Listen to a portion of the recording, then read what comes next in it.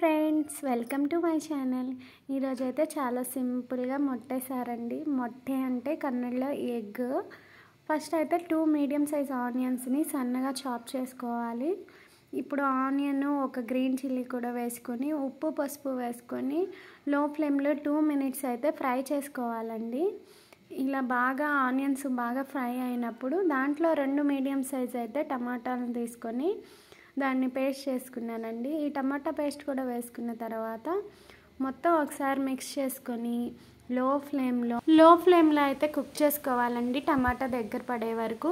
ఇప్పుడైతే దీంట్లో 1 table spoon ధనియాల పొడి, ఒక 1/2 టేబుల్ స్పూన్ అయితే గరం మసాలా కానీ చికెన్ మసాలా కానీ వేసుకొని ఫ్లేమ్లో 2 మినిట్స్ అయితే కుక్ చేసుకోవాలండి. ఇప్పుడు దీనికోసం చిన్న మసాలా అయితే ప్రిపేర్ చేసుకోవాలి. దానికోసం చెక్క, లవంగ, శనగపప్పు, సోంపు, కల్లువ్వు అనేది ఆప్షనల్ అండి. పచ్చి కొబ్బరి తురుము, అల్లం వెల్లుల్లి కూడా వేసుకొని కొంచెం వాటర్ అయితే యాడ్ చేసుకొని స్మూత్గా అయితే గ్రైండ్ చేసుకోవాలండి. ఇప్పుడైతే ఆనియన్స్ ఫ్రై అవుతున్నప్పుడు దీంట్లో అయితే కారం యాడ్ చేసుకోవాలి, మన కారానికి తగినట్టుగా. నేనైతే ఇక్కడ 1.5 స్పూన్ కారం కూడా వేసుకొని 2 సెకండ్స్ అయితే అలా ఫ్రై చేసుకొని గ్రైండ్ చేసి పెట్టుకున్న కొబ్బరి, అల్లం వెల్లుల్లి పేస్ట్ కూడా దీంట్లో వేసుకొని ఒకసారి మొత్తం మిక్స్ చేసి వాటర్ కూడా యాడ్ చేసి లో ఫ్లేమ్లో పెట్టుకొని 3 మినిట్స్ అయితే మనం బాయిల్ చేసుకోవాలండి.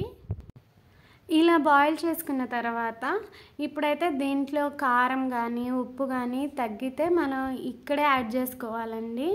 తర్వాత అయితే ఎగ్ యాడ్ చేస్తాం కాబట్టి అస్సలు సెట్ అవ్వదు. ఇప్పుడైతే నేను 3 ఎగ్స్ తీసుకున్నాను, 3 మెంబర్స్ కాబట్టి. ఇప్పుడు ఒక బౌల్లో ఎగ్ బ్రేక్ చేసుకొని నిదానంగా ఆ సాంబార్లో అయితే యాడ్ చేసుకోవాలి 1 బై 1. డైరెక్ట్గా యాడ్ చేస్తే ఏదైనా షెల్స్ మిస్ అయ్యి దాంట్లో పడిపోయిద్దని నాకైతే భయం, అందుకని నేను ఇట్లా యాడ్ చేశాను. ఇప్పుడైతే లో ఫ్లేమ్లో 3 మినిట్స్ మనం కుక్ చేస్తే ఎగ్ అయితే పర్ఫెక్ట్గా బాయిల్ అయిద్దండి. రెండో వైపు కూడా నిదానంగా తీసి లో ఫ్లేమ్లో 2 మినిట్స్ అయితే మనం కుక్ చేసుకుంటే రెండో సైడ్ కూడా ఎగ్ అనేది మనకి కుక్ అయిద్దండి.